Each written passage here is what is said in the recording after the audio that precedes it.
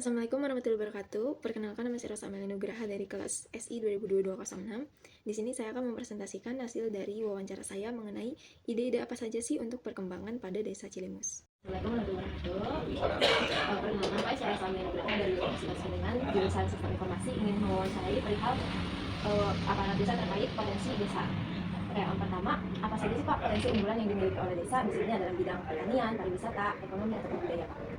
Untuk bidang ekonomi kita punya pasar dan punya Taman Cilimus yang di dalamnya itu terdapat pedagang-pedagang kaki lima yang makanan makanan ringan. Itu kalau pasar desa itu kumplit. Terus yang selanjutnya mungkin kita punya pasar rakyat, tapi pembangunannya belum optimal. Mungkin nanti setelah optimal akan dijadikan pasar rakyat yang menampung berbagai macam dagangan untuk UMKM dan lain sebagainya.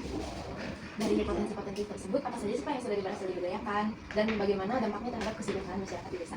Yang pertama mungkin itu untuk ekonomi pasar ya, kita udah menampung para pedagang pasar.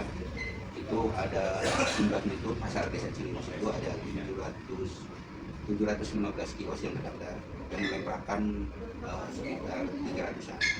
Itu menampung para pedagang yang 60% orang Cilimus, yang 40% di luar orang Cilimus. Dan untuk di Tamsil atau Budaserah, pusat jajanan Sarerea, Budaserahnya nyatu dengan Tamsil, itu menampung sekitar 700 pedagang. Nah, dari Maaf, bukan 170 pedagang. Nah, apa saja sih Pak kendala atau tantangan utama yang dihadapi dalam pemberdayaan potensi desa tersebut? Pemberdayaan yang dihadapi sekarang itu menghadapi era digital dengan penjualan secara online. Kita di pasar ini karena pasar tradisional kita masih menggunakan cara-cara tradisional. Itu kendalanya.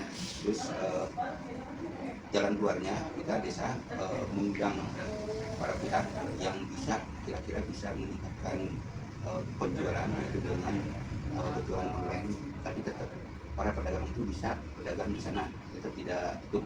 Jadi terus melakukan dagangnya secara online. Kedua, kita mensosialisasikan QRIS, jadi pembayaran secara non tunai, sehingga nanti diharapkan para pembeli itu bisa membeli secara non tunai dan tidak direpotkan lagi oleh contohnya kita membeli, kita harus mengembalikan proses. Kalau dengan QRIS langsung tidak ada pengembalian. Dan lagi sekarang sudah masyarakat sudah pada punya ini mobile banking, sehingga mereka menanyakan, tapi kebanyakan pedagang ini belum. Terus kami secara intens berusaha supaya para pedagang meningkatkan kualitas. Jadi apakah ada potensi desa yang belum diberdayakan? Kalau ada, apakah ada rencana atau program yang akan dilakukan untuk memaksimalkan di masa yang akan datang? Ya, kalau untuk SDM yang belum diberdayakan, kita punya lahan di sepanjang dari timur terus sebenarnya ada 43 hektar ya memang berupa sawah. Jadi untuk pemberdayaan lahan sawah yang kurang produktif itu kita rencana ke depan akan dibuatkan yang supaya bisa lebih produktif. Contoh yang itu kita akan manfaatkan untuk pembangunan tanaman ya. Sekarang yang sudah dilakukan yaitu tanah berumur bukan oleh desa. Jadi ada investor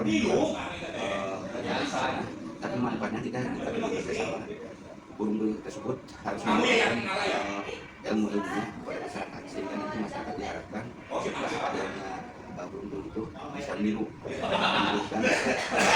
bisa memanfaatkan lahan-lahan tersebut untuk dijadikan budaya untuk bersatu. Keduanya, karena Cilimus ini kecamatan dan letaknya sangat strategis, kita berusaha untuk menarik investor untuk membangun universitas di Cilimus, karena kalau menurut perbatasan Cirebon dekat dengan jalan tol juga bandara, sehingga nanti diharapkan dengan adanya universitas tersebut atau perguruan tinggi itu bisa memudahkan para dosen ataupun nanti mahasiswa yang dapat sana. Karena di samping kita juga, di samping ekonomi kita juga berusaha supaya masyarakat kita pendidikannya tinggi. Artinya kita berusaha dengan adanya seperti sini ini mengurangi ongkos, karena kan kalau kuliah kuningan kan ongkosnya itu juga ada pos atau kita ke Bandung ya, selama ini yang kita rasakan masyarakat beratnya di ongkos beratnya untuk sehari-hari. Kalau untuk masyarakatnya saya sih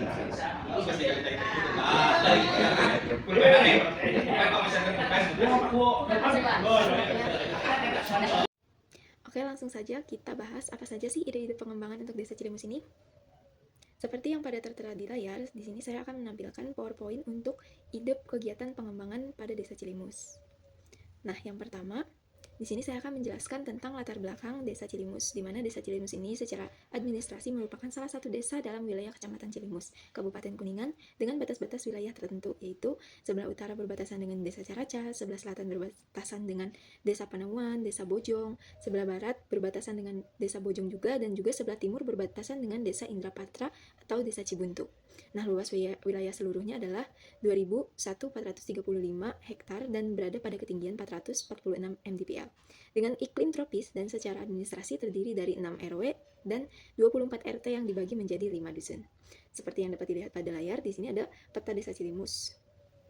Selanjutnya, di sini saya akan membahas potensi apa saja sih yang ada pada Desa Cilimus. Ada 3 potensi yang ada dalam Desa Cilimus. Yang pertama, pasar desa, yang kedua, Taman Cilimus, dan juga jalan lingkar baru yang ada di Desa Cilimus. Selanjutnya, ide pengembangan apa sih untuk Desa Cilimus ini?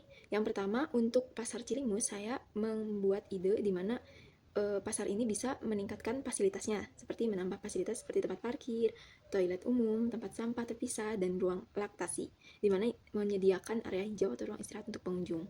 Saya juga membuat ide di mana zonasi ini yang lebih tertata, jadi membagi pasar menjadi zona sesuai kategori produk, misalnya sayur dengan yang jualan sayur juga, daging, pakaian, jadi berbeda lantai gitu, agar mudah diakses pembeli, menyediakan papan petunjuk, lokasi yang jelas, dan juga ada peningkatan kebersihan dan keamanan, di mana pasar Cilimus ini ditingkatkan untuk membentuk tim kebersihan khusus pasar, memasang kamera CCTV untuk meningkatkan keamanan.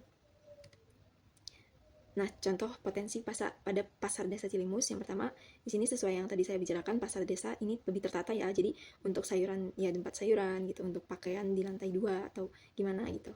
Untuk potensi desa juga ada untuk area hijau, jadi sebelum pasar ini, depannya itu, seperti yang ada di gambarnya, ini tuh area hijau itu untuk orang-orang beristirahat sebelum ke pasar, untuk belakang itu pasar.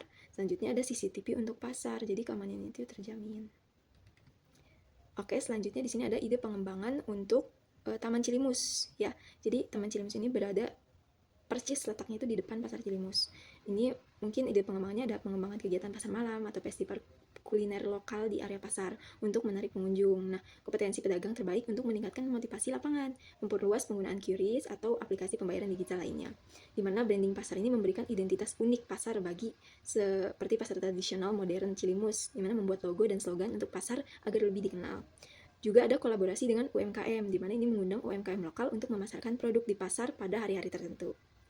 Nah, ide-ide pengembangan ini seperti yang tadi sudah saya sebutkan, contohnya seperti pasar kuliner, festival kuliner. Terus nanti juga ada kolaborasi dengan UMKM yang ada di Desa Cilimus. Nah, selanjutnya juga bisa ditingkatkan untuk pembayaran dengan media digital seperti QRIS. Potensi desa yang selanjutnya adalah ide pengembangan untuk jalan lingkar baru di Desa Cilimus, di mana jalan ini cukup luas dan belum tertata lebih lanjut ya.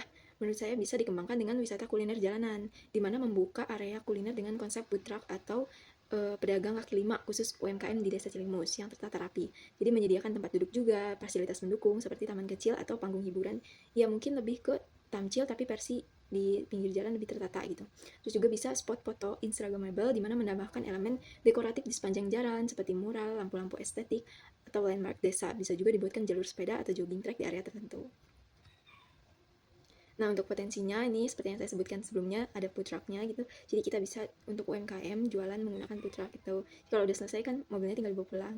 Terus ada juga tempat istirahat. Jadi kayak nanti kita bisa duduk nyantai di situ sama keluarga habis mencari jajanan gitu. Terus bukan kemarin-kemarin sih, tapi selama beberapa minggu kemarin itu yang liburan panjang, banyak banget orang yang memilih untuk jogging atau enggak sepedaan ke Jalan Lingkar Baru. Itu lumayan riskan karena sebenarnya itu kan jalur utama untuk mobil-mobil dan motor yang cepat ya, jadi agak riskan juga. Makanya kalau misalkan dibuat jalur sepeda atau jogging itu akan lebih safety buat orang-orang yang jogging atau bersepeda gitu.